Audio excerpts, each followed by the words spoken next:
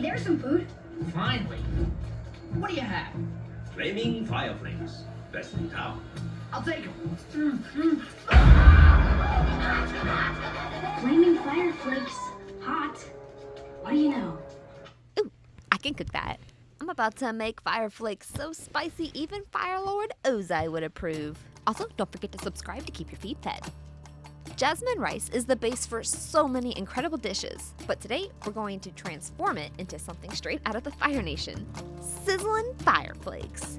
With a spicy kick even a firebender would appreciate. So we'll start by adding washed, uncooked jasmine rice to a large pot with some water, just enough that can cover it about 2 knuckles deep. You could use other types of rice, but jasmine works best for a perfectly puffed texture. If you try this with brown rice, for example, it won't puff up quite the same way. Make sure that the rice is evenly covered in water before using some fire bending to bring the rice to a rapid boil. Let the rice cook for about 20 minutes before fluffing it up and transferring it to a baking sheet.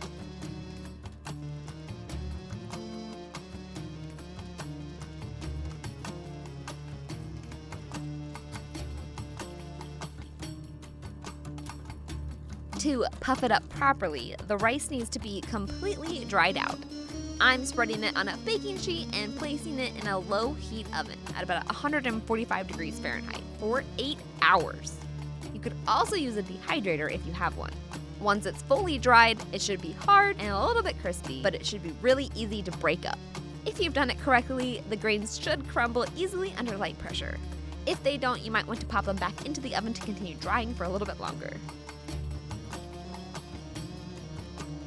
Then, working in small batches, we can get the rice boiled in oil. Make sure you don't cook more than you can scoop out at once. I'm using a wok to give the rice enough room to expand. You only want to cook the rice for a few seconds. That's all it takes to get the rice nice and puffed up. If you leave it in too long, it'll burn, and even a firebender can't prevent that. So you've got to be quick.